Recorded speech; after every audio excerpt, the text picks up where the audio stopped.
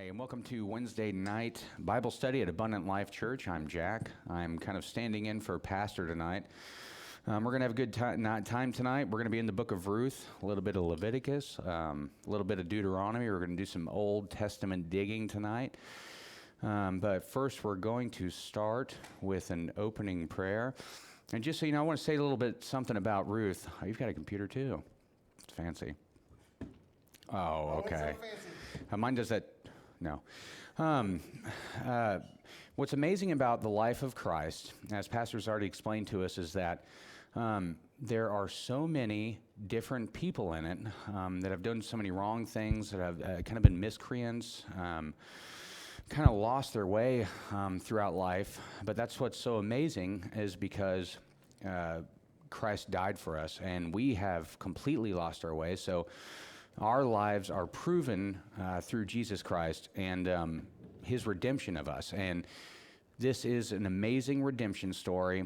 It's got some cliffhangers in it. It's got some major players in it, what I'm going to explain here in a little bit. But before we do that, I think Thomas is going to do the opening prayer for us, if you wouldn't mind that, Thomas. God, we just ask that you would open our understanding to tonight's Bible study. We ask that you would open our hearts. And God, we just wanted to have you reveal the Spirit to us, Lord, and that we wouldn't just learn about you, but Lord, we want to learn of you. We want to learn you, God, and we want to let you into our lives, Lord, and just let this help broaden the doorway so that we can better know you and know your love and know your love in our lives. In Jesus' name I pray, amen. Amen. What's interesting about the book of Ruth is that it's one of the couple of Bibles that actually don't mention God or Jesus in it. So a lot of times people think that's a little bit of a secular book, but what's neat about it is that God hides in every corner of the Bible, and so does Christ.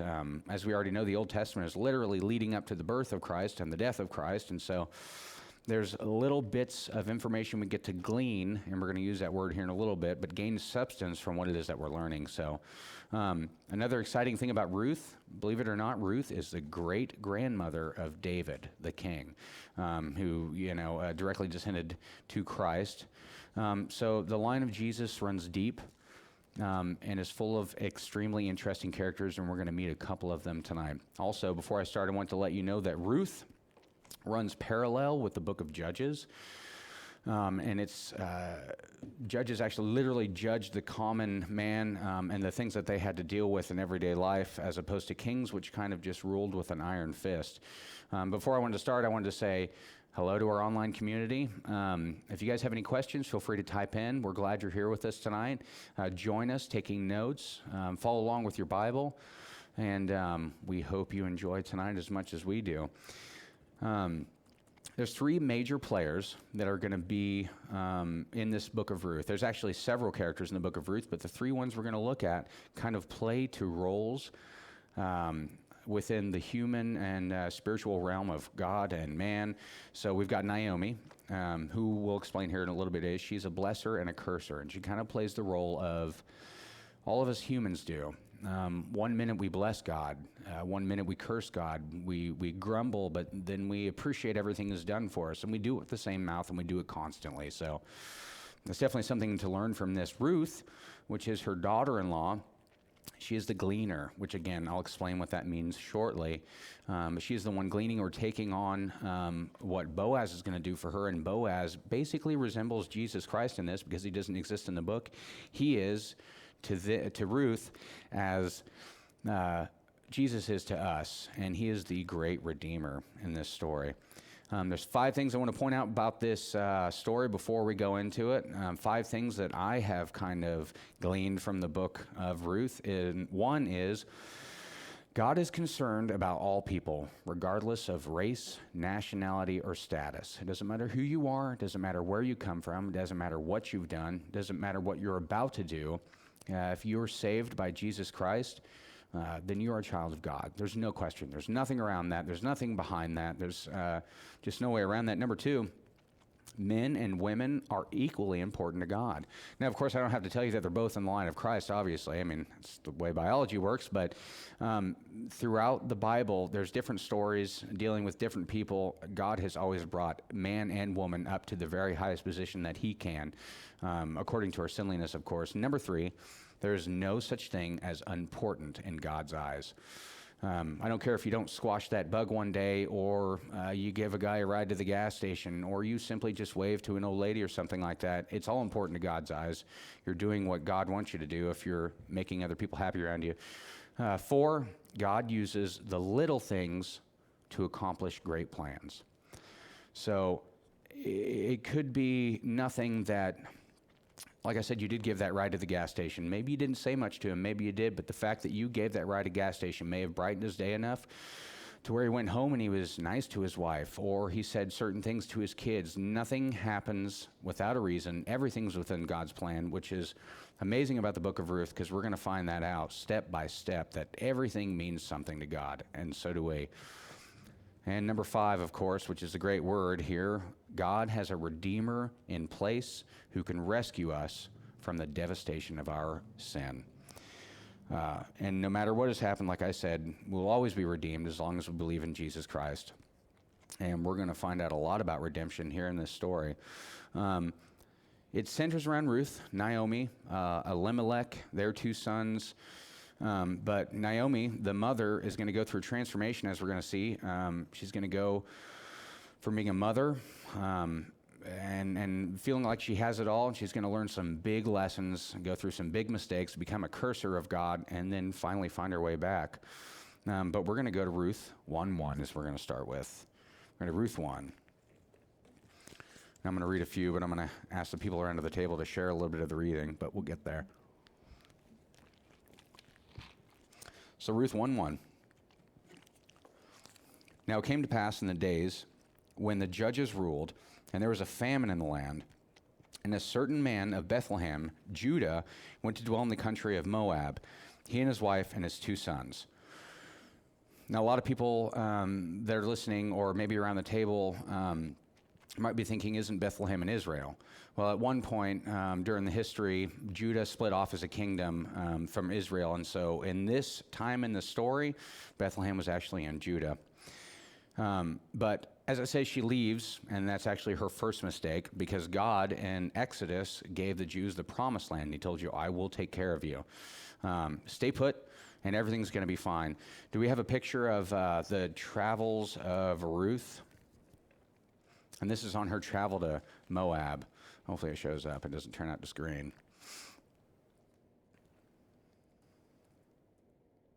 Show me potato salad. Potato salad? No? Okay. Anyways, the point I was going to get across with that is that it wasn't an easy journey. So you've got Judah, then you've got the ocean, or the river of Jordan, that comes down through the middle. She had to go up all the way north, down crossing over 2 rivers, and all the way to get to Moab. So it wasn't like packing your kids up into the minivan to go and take a little bit of a road trip. It was thousands of miles. They took all of their things, Naomi and Elimelech's 2 sons, and we'll find out what happens next. In verse 2, it says, the name of the man was Elimelech. The name of his wife was Naomi, and the name of his 2 sons were Mahlon and Chilion, Ephrathites of Bethlehem, Judah.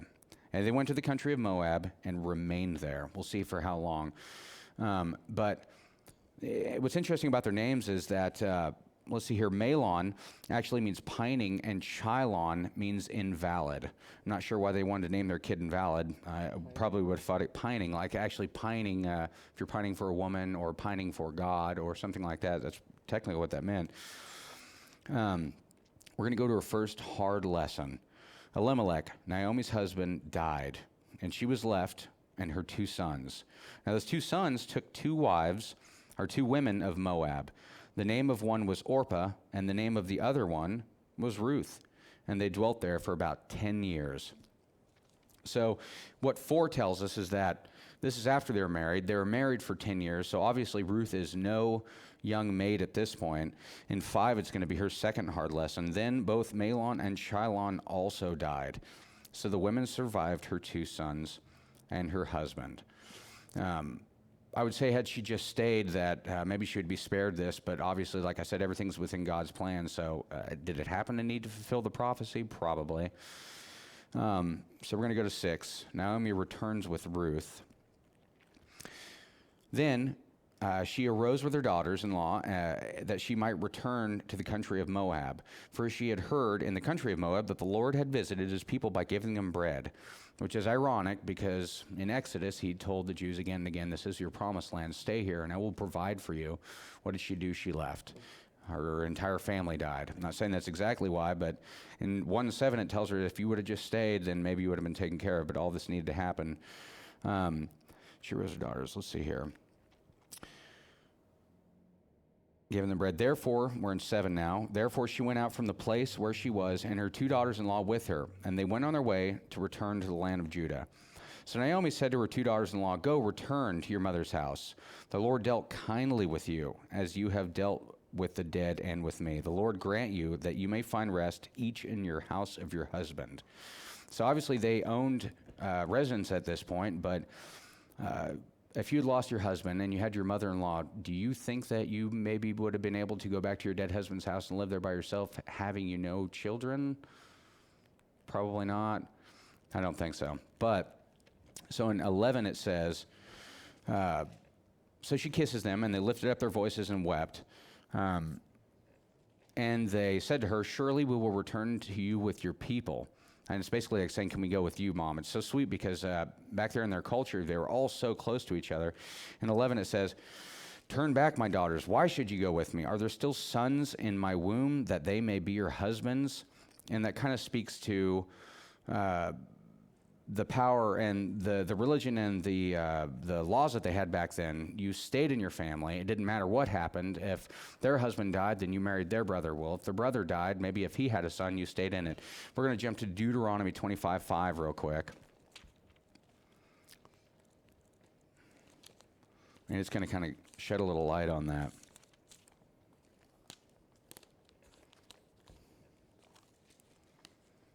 Derek, do you have 25:5? You're in an NLT too, so it's a little bit different of a translation. It's pretty neat. All right. Mm-hmm.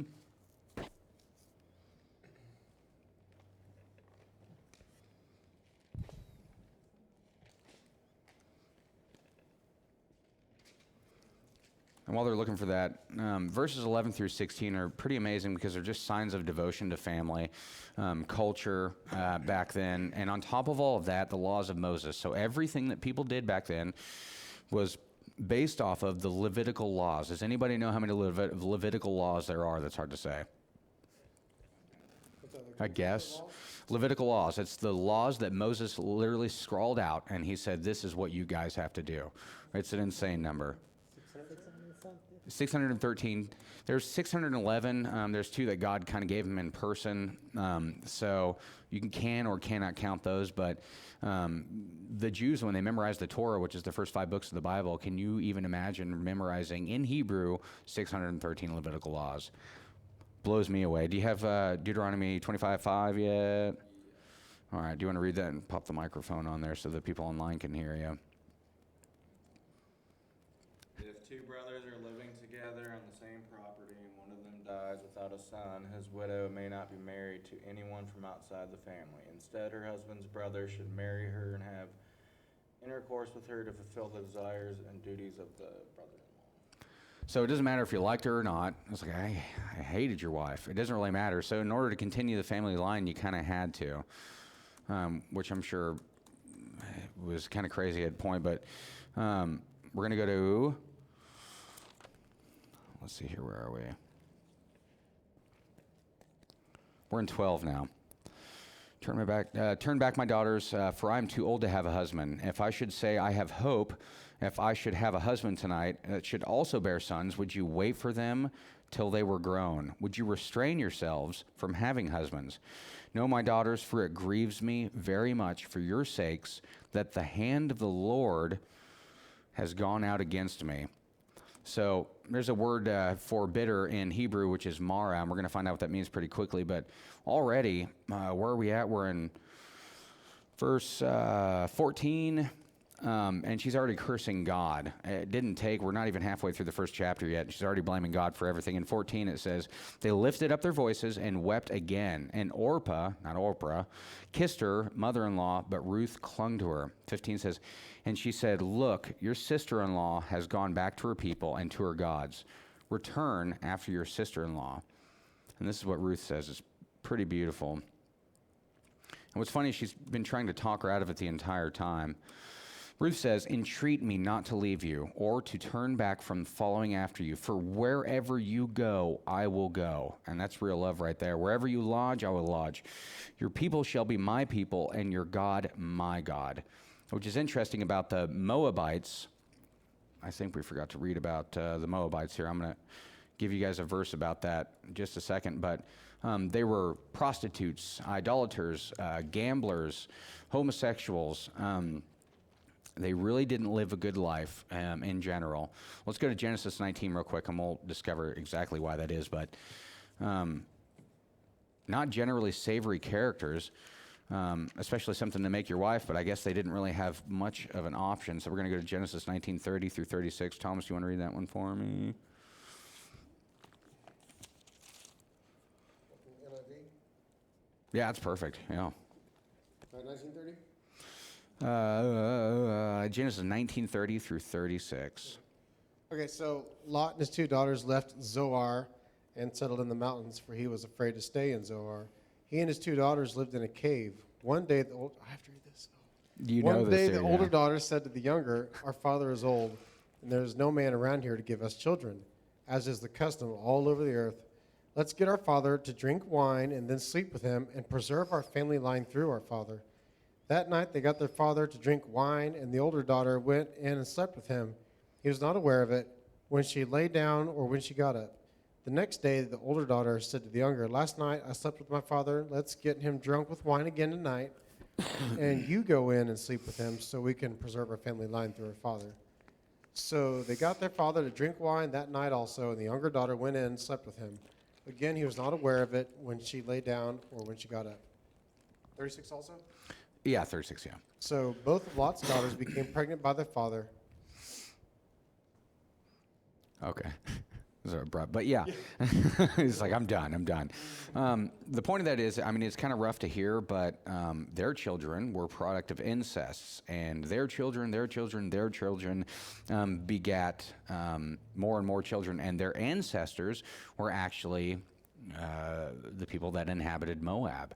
So I'm not saying that's specifically why they were so bad, but they had lost the ways of the Jewish God. We're going to go back to Ruth 18 now. So she had been pleading with her this entire time, but when she, or Naomi, saw that she was determined to go with her, she stopped speaking to her. And so it's funny, she didn't say, sure, you can come with me. She didn't say anything. She just kind of shut down. She gave up.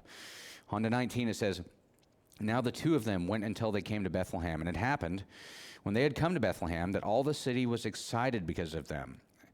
And the women said, is this Naomi? Imagine going back to a city, because Bethlehem was huge back then, that they all knew you. Obviously, you'd created quite a footprint there. And 20 says, but she said to them, do not call me Naomi, call me Mara. And that's where we heard that word, literally in Hebrew means bitter. For the Almighty has dealt very bitterly with me. I went out full, and the Lord brought me home again empty. Why do you call me Naomi? Since the Lord, and how many times she said the Lord now? 3, has testified against me, and the Almighty has afflicted me. So that's 4 times, specifically 4 times she's blamed God for what's happening to her, even though she went against the law of what God told you to say in Exodus, stay here, this is your promised land. Of course, she's blaming God. 22 says, so Naomi returned, and the Ruth the Moabitess, her daughter-in-law, with her, who returned from the country of Moab. Now they came to Bethlehem at the beginning of the barley harvest. So we're on chapter 2 now, and it leads us to the beginning of the barley harvest. Starting in 2, it says, so there was a relative of Naomi's husband, a man of great wealth, of the family of Elimelech. So this is a person that's related to Naomi's husband. His name was Boaz. So Ruth, the Moabitess, said to Naomi, "Please let me go to the field and glean the heads of grain after him, in whose sight I may find favor." Now, she wasn't specifically talking about Boaz at this point. She was just saying to the man that owns the field, because generally the men were the ones that owned the property. And what's neat is she was still asking her mother permission, even though she's only her mother-in-law, but it's more about the culture. So Naomi said to her, "Go, my daughter," and basically go ahead and do it. Now, an interesting thing about the fields back in the day is that there were no fences. Giant plots of lands. They weren't shaped in squares like they were out. When you drive down Oklahoma and you go down the highway, you see plots of corn, do you guys grow corn? Is that a thing? No, okay. Cows. You guys grow cows.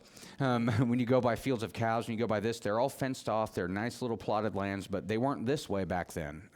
The men and women just knew exactly where their plots were. So her happening upon his field is actually pretty amazing. But like I said, nothing happens by coincidence. Then she left and went and gleaned in the field after the reapers, the men cutting down the wheat. And she happened to come to the part of the field belonging to Boaz, who is the family of Elimelech. Like I said, nothing happens by accident. Now behold, Boaz came from Bethlehem and said to the reapers, "The Lord be with you." And they answered him, "The Lord bless you." Now I think that's probably the most amazing job you can probably have when your boss comes in and says, "The Lord be with you." And all the employees are like, "The Lord be with you." Let's try that out, Thomas, and Chili's. No? Okay, that's fine. Let's go to Leviticus 19:9 through 10 real quick. And I'll read that for you guys real quick because it's super cool. This plan that God had set in place. And when I was talking to my wife about this last night, and what I said to you, I said, it's God's welfare plan. And she said, "Dad, don't call it that." It's pretty much what it is, but we'll go to 19:9, 9 through 10. This is God's welfare plan. "When you reap the harvest of your land," and he's talking to the reapers, the owners of the field, "you shall not wholly reap the corners of your field, nor shall you gather the gleanings, or the substance that you gather of your harvest. And you shall not glean your vineyard, nor shall you gather every grape of your vineyard. You shall leave them for the poor and the stranger." And of course, he ends that with a huge statement saying, "I am the Lord your God," and you definitely don't argue with him. But I think it's super neat that we're going to find out again here in a little bit, but God took care of everything. He took care of the people. He took care of the fields. He taught people how to take care of the fields, and he does it all within the Bible. And let's see here, where are we at? 2:3, 2:4. So now, behold, Boaz, we're in 4, came from Bethlehem and said to the reapers, I read that one, we're going to go to 5. Then Boaz said to his servants, who was in charge of the reapers, "Whose young woman is this?" And he's talking about Ruth at this point, which I'm assuming he walked up and said, "Whose young woman is this?" So 6, so the servant who was in charge of the reapers answered and said, "It's a young Moabite woman who came back with Naomi from the country of Moab." And she said, "Please let me glean and gather after the reapers among the sheaves." I don't know if it says the same thing in yours, but the sheaves are actually rows. So she came and has continued from morning until now, though she rested a little in the house. And that was the workers' house that they have on the land. So from morning and night, she did that. So immediately, I think they expressed concern for her well-being, regardless of her being a stranger and a foreigner. Then Boaz said to Ruth, "You will listen, my daughter, will you not? Do not go and glean in another field, nor go from here, but stay close by my young women," because that's how she would be protected. "Let your eyes be on the field which they reap, and go after them. Have I not commanded the young men not to touch you? And when you are thirsty, go to the vessels and drink from the young men have drawn." So he's basically saying, help yourself to my land. Don't go to any other people's lands. I don't know if that kind of constitutes a little bit of interest at this point, but perhaps. 10 says, and this is also a cultural thing, so she fell on her face, bowed down to the ground, and said to him, "Why have I found favor in your eyes, that you should take notice of me, since I am a foreigner?" So it touched his heart, and Boaz says, he answered and said, "It has been fully reported to me all that you have done for your mother-in-law, since the death of your husband, and how you have left your father and your mother and the land of your birth, and have come to the people whom you do not know before. So obviously they'd been talking to her, talking about her at this point. 12 says, the Lord repay you for your work, and a full reward be given to you by the Lord God of Israel, under whose wings you have come for refuge. And in 13 it says, then she said, let me find favor in your sight, my Lord, for you have comforted me, and have spoken kindly to your maidservant, though I am not like one of your maidservants. So she's exotic, and I think he knows this is partly part of his interest, which is neat. I think it's about to be a dinner date coming up pretty soon. In 14, it says, now Boaz says to her at mealtime, come here and eat of the bread, and dip your piece of bread in the vinegar. So she sat beside the reapers, and he passed the parched grain to her, and she ate and was satisfied and kept some back. So parched grain, when I read this years and years ago, I thought it was white bread. It's actually just dry roasted bread, and it was actually treat back then. In 15 it says, when she rose up to glean, Boaz commanded his young men, saying, let her glean among the sheaves, and do not reproach her. Also let the grain from your bundles fall purposefully for her. Leave it that she may glean, and do not rebuke her. So now not only did he invite her, but he was kind of setting her up, kind of getting her a little bit extra. So she gleaned in the field until the evening. So from the morning to the evening, I'm assuming it's 12 hours long. And it was about an ephah of barley. An ephah is a bushel of barley. And the way it was explained to me when I did my studies, it's literally, if you were to wrap your arms around and hold it, that'd be about a bushel of barley. So she was gleaning quite a bit, obviously, because of what he had prepared for her. So she took up what she had gathered and went to the city, and her mother-in-law saw what she had gleaned. So she brought out and gave to her what she had kept back after she had been satisfied. So not only did she stay for dinner, did she glean all these things, she actually kept back part of her dinner after a huge long day's work, shared some with her mother-in-law. It just goes to show the love there. And after her mother-in-law said to her, where have you gleaned today? And where did you work? Blessed be the one who took notice of you. So she's blessing now, even though she's become a curser. It's kind of a back and forth thing for her, but she's still not blessing the Lord. She's blessing the man. So she told her mother-in-law with whom she had worked and said, the man's name whom I worked with today is Boaz. And again she says, Naomi says to the daughter-in-law, blessed be he of the Lord, who has not forsaken the kindness of the living and the dead. Again, he. She says the Lord, but she's blessing the man. And Naomi said to her, the man is a relative of ours, one of our close relatives. So immediately, because of Israel laws and the laws of Moses, the Moabitess woman, Ruth, has no idea about the laws. None of the Levitical laws are in her brain or anything, but Ruth automatically knew. She says, this is one of her relatives. This is an opportunity. She doesn't say this to her at this point. She'll reveal that here in a little bit, but she's thinking, well, thank goodness I can get my daughter-in-law married off and get her out of my house. I'm kidding. That's not what she thinks. But she's thinking that someone can provide for us. So 20. Let's see. No, 21. Ruth the Moabitess said, he also said to me, you should stay close by my young men until they have finished all of my harvest.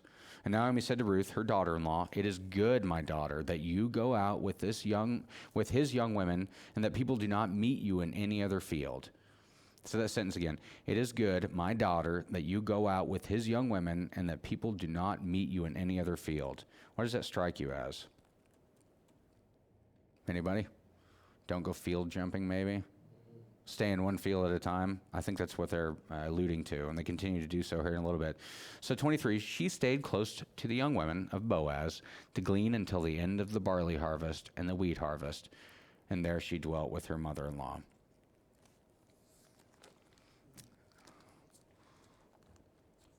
I'm going to go through a couple words real quick because we're going to get over them. Winnow, chaff, threshing. There's a threshing floor, winnowing, and chaff. Winnow real quick because all these words are going to come up. Winnow is to blow a current of air through grain in order to remove the chaff. Chaff is the husks of grains and grasses separated from the seed in the threshing.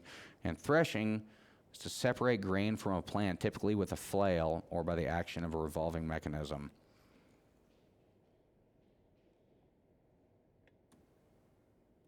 So we're going to be in 3 now, and we're at the beginning of the harvest. And this is about Ruth's redemption being assured. Then Naomi, her mother-in-law, were in one, said to her, "My daughter, shall I not seek security for you, that it may be well with you? Now Boaz, whose young women you are with, is he not a relative? In fact, he is winnowing barley tonight," there's that word, "at the threshing floor. Therefore, wash yourself and anoint yourself." Does anybody know what anointing means? Perfume. Oil and perfume, yeah. Anything that smells good is anointing yourself, but absolutely oil too in different situations. "Put on your best garment and go down to the threshing floor. Do not make yourself known to the man until he has finished eating and drinking." So it's a little bit of a weird situation, but she essentially said, get dressed up, put some perfume on, and get into this guy's house to see what he does for you. But therefore, 4 says, "Then it shall be when he lies down."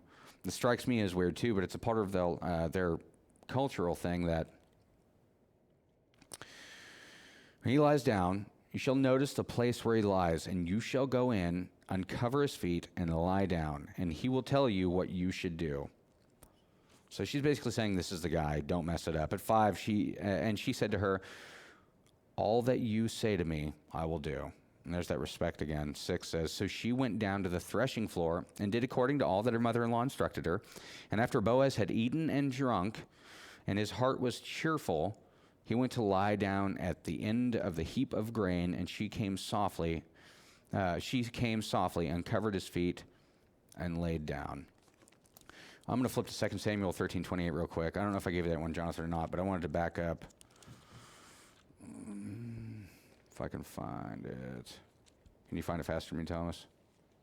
Which one? 2 Samuel 13:28 with your fancy little doodad over there. Ooh, I think I'm going to get to it first. Jonathan's got it pulled up already? It's been up there the whole time. I've been looking at this back screen. I haven't seen anything. I thought it was just flying in the dark.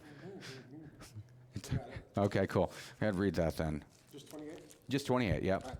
So Absalom ordered his men, "Listen, when Amnon is in the high spirits from drinking wine, I say to you, strike Amnon down, then kill him. Don't be afraid. Haven't I given you this order? Be strong and brave." So you're like, why does that make any sense? No, what it is that the cheerful heart is what they're saying. So basically what a cheerful heart in the earlier parts of the Bible means is you're drunk. So basically she told him, she said, wait for him to eat, wait for him to get drunk, and then go lay down at his feet. Now it happened at midnight, which this would scare the tar out of me too, that the man was startled and turned to himself, and there was a woman lying at his feet. And he said, "Well, who are you?" And she answered, "I am Ruth, your maidservant. Take your maidservant under your wing, for you are a close relative."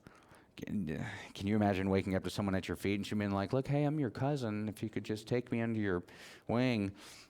But essentially, according to their laws, he pretty much had to. 10 says, "Then he said, 'Blessed are you, the Lord, my daughter, for you have shown more kindness at the end.'" And I love this line. "For you have shown more kindness at the end than at the beginning, and that you did not go after young men, whether poor or rich. And now, my daughter, do not fear. I will do for you all that you request, for all the people of my town know that you are a virtuous woman." Proverbs 31, anyone? Virtuous woman.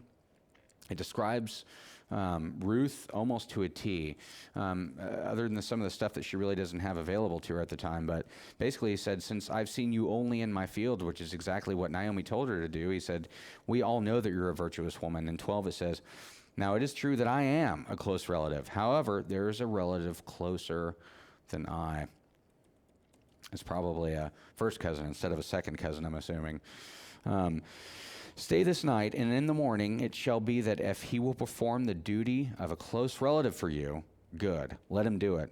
But if he doesn't want to perform the duty for you, then I will perform the duty for you, as the Lord lives." What an awesome statement. As the Lord lives.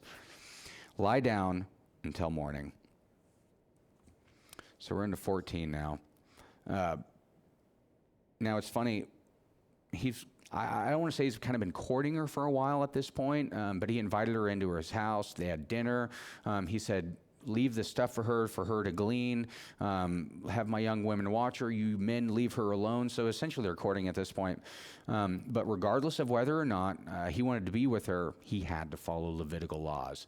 So he couldn't have taken her as a wife. It's really not an option for him at this point. There is a relative closer to him that he needs to take that. So he had to just follow the law. So 14, she lay at his feet until the morning, and she arose before one could recognize another. And that means it was dark out, essentially. Then he said, and he's talking to the people in his household right there, or the workers. He said, do not let it be known that this woman came to the threshing floor. And at 15, he said to her, bring the shawl that is on you and hold it. And when she held it, he measured 6, instead of ephahs, I'm going to use bushels of barley and laid it on her. And then she came and went to the city. So it's an interesting scene right there. He basically woke up and said, nobody say anything about her being here. He said, before you go, come here and give me her cloak, and just loaded her up with a bunch of barley for her to take home. Would not let her go home empty-handed to her mother-in-law. So 16, when she came to her mother-in-law, she said, is that you, my daughter?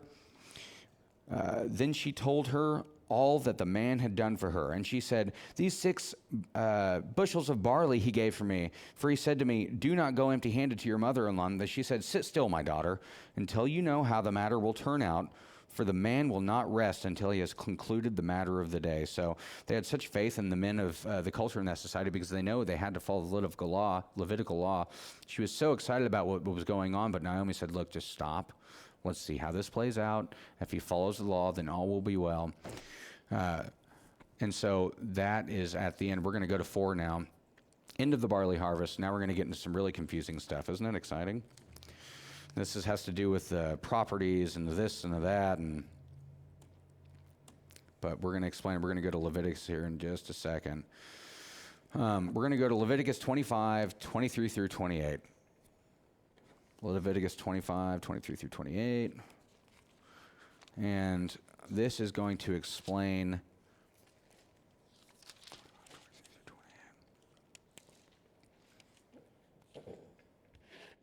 I love the Bible. I love reading about God. I love reading about Jesus. But if you guys ever want to get a really good night's sleep, try and read all of Leviticus in one shot. It's not going to happen. If it is, then you had too much Mountain Dew. All right, we're going to go to 25, 23. I'll start reading. The land shall not be sold permanently. Am I in 25? Yes.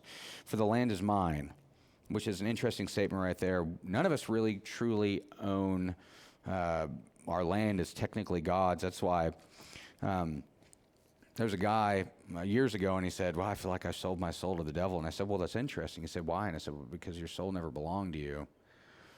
But 24 says, and all the land of your possession you shall grant redemption of the land.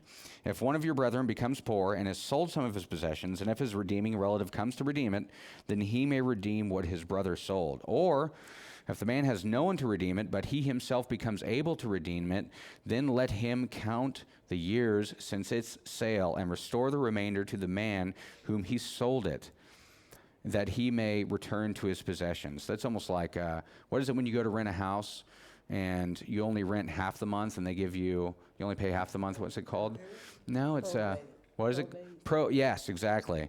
So God had probate. Yeah, that's funny. 27, then let him count the years since the sale and restore the remainder to the man who sold it, and then he may return his possessions. But if he is not able to have it restored to himself, then what was sold shall remain in the hand of him who bought it until the year of Jubilee. And in the Jubilee shall it be released, and he shall return to its possession. Do you guys know anything about the year of Jubilee? Have you heard about it? It's pretty interesting. It's pretty. What's amazing about God is that he has so many plans set into place. So if you were to lose your house, if you were to sell yourself into slavery because of poverty, if someone was to cheat you out of land just because you weren't smart enough and did this, he's got plans in place for that. So the year of Jubilee, I've got a quick synopsis of it. Let's see if I can.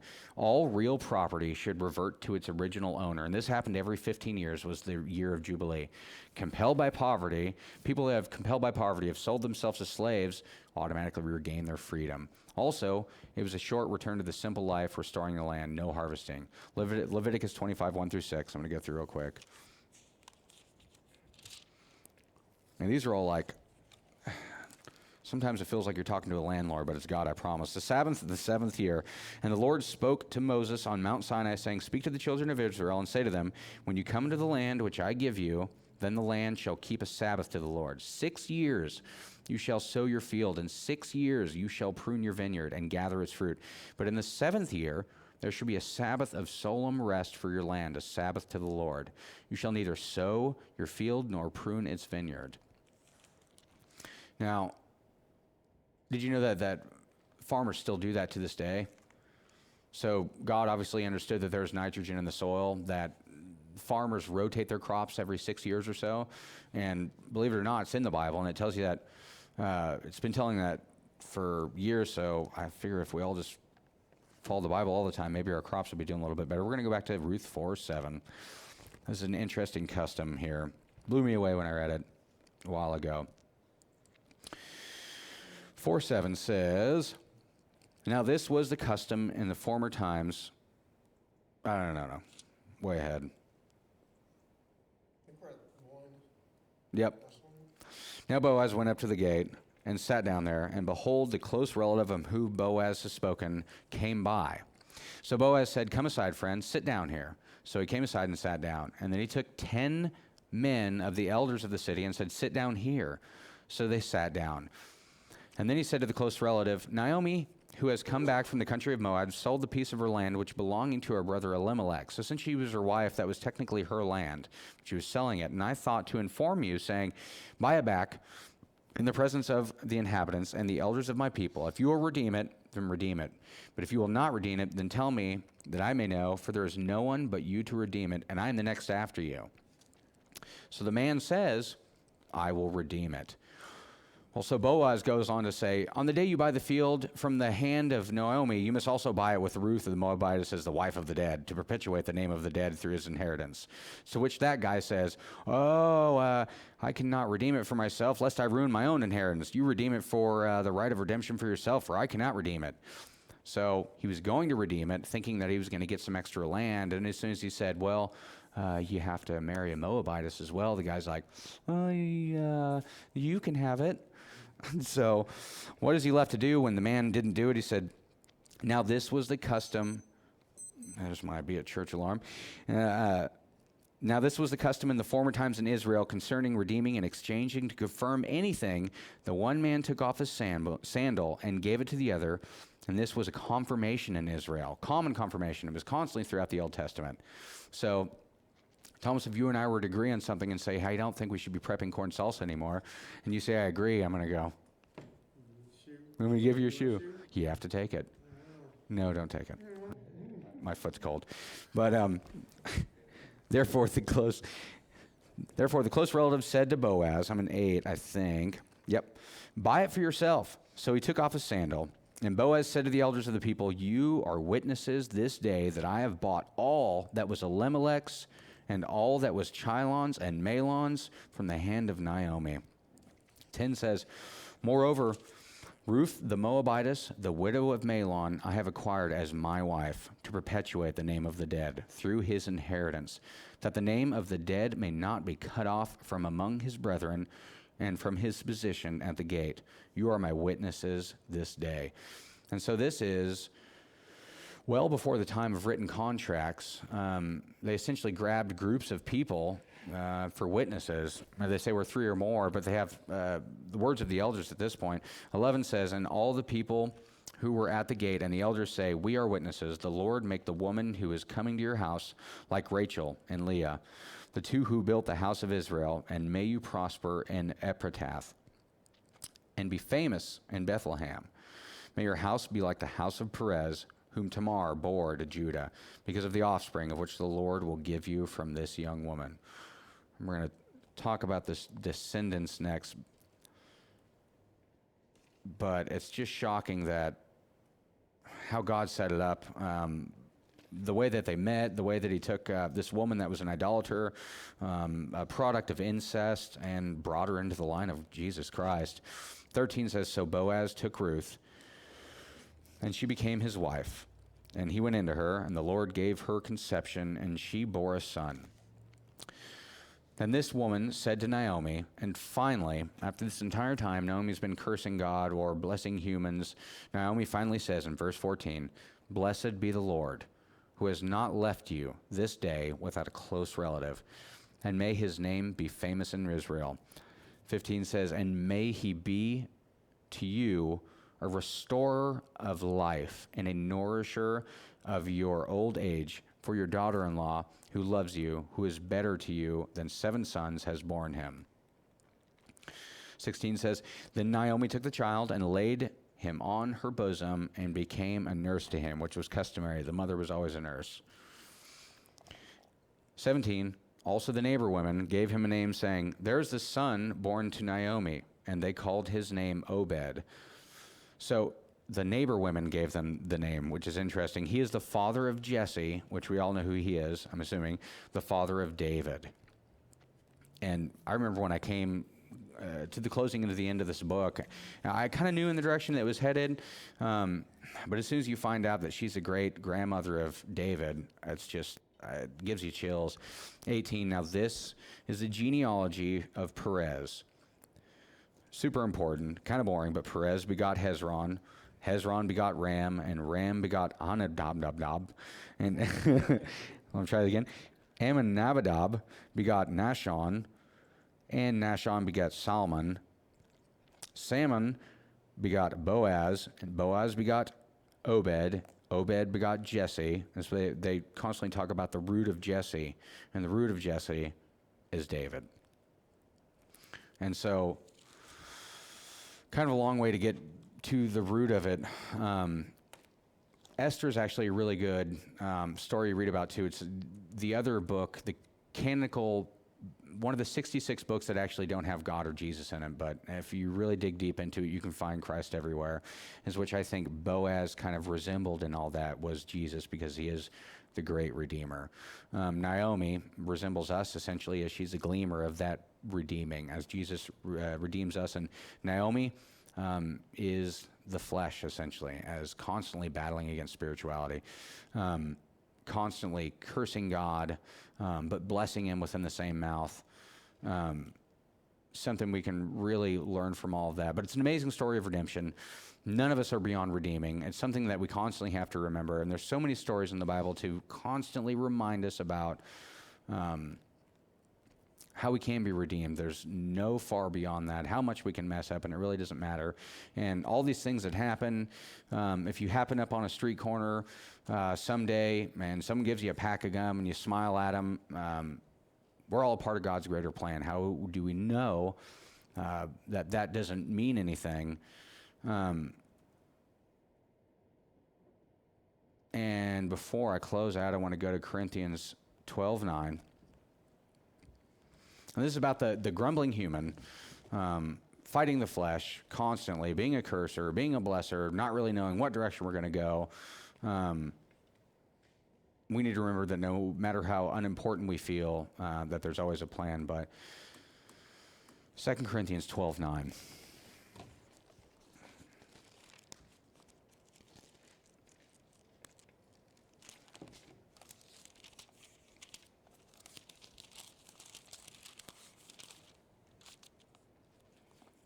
One of my favorite verses in the entire Bible. I'm reading out of the New King James Version. It's funny, I probably should have said that about an hour ago. I'm going to start with 8, actually. I don't know if you can jump back or not, Jonathan, but it kind of concerns it. Concerning this thing, I have pleaded with the Lord 3 times that it might depart from me. This is talking about a little quick backstory. Paul had a physical ailment, and he had been pleading for God to take it away from him. But God didn't, and there's a reason for that. Probably to teach him a lesson, because he says in 9, he said to me, he's talking about God, my grace is sufficient for you. This is Jesus.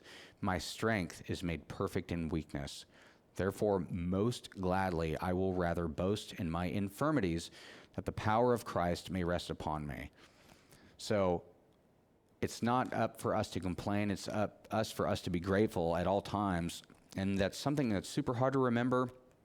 But in any situation, if you ask him for something and he knows what you need, he's going to give you what you need. But he's also going to tell you the same thing. Say, well, my wife left me today, so, well, my grace is sufficient for you. I wrecked my car today. Well, my grace is sufficient for you. I lost my job. Well, my grace is sufficient for you.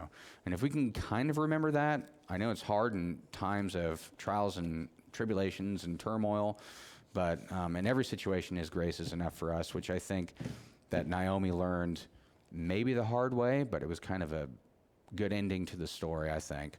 And we learned about more of the line of Jesus. Does anybody have any questions? Is there anything online, Jonathan? No?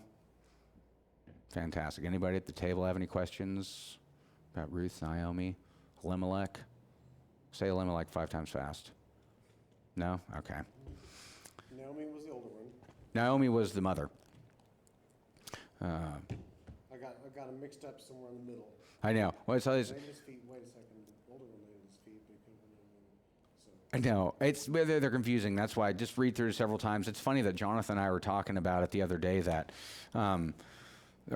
James, so is that a Hebrew name? No. Neither is Naomi. What is it, John? There's Paul. It's like you have all these different names like Akalam and Elimelech and this and that. And then he's like, hey, well, I'm Bob. Like, no, it probably wasn't Bob. But, you know, ah.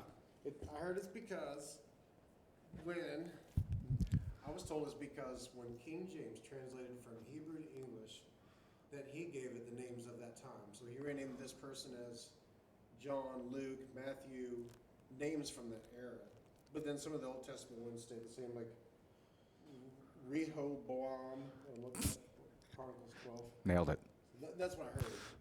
Huh. Right, Emma? Is that, do you agree?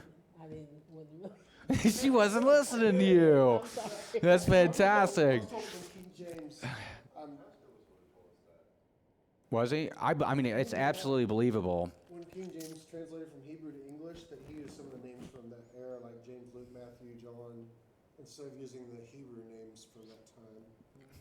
Well, I mean, it's a lot easier for us to memorize too. You know, I can't. I mean, the Gospels are all Matthew, Mark, Luke, and John. I think if they were, I'd go back and blue flip flop and people. And I didn't mean to say google flop. I'll pray about that later. But I don't think we would really have. I don't think people would remember him as much. You know, if someone told you to go read the book of Google Flop, you might not be so inclined to do that. So I'm going to stop digging myself a hole. Thomas, if you'd like to see us out in prayer, that'd be fantastic.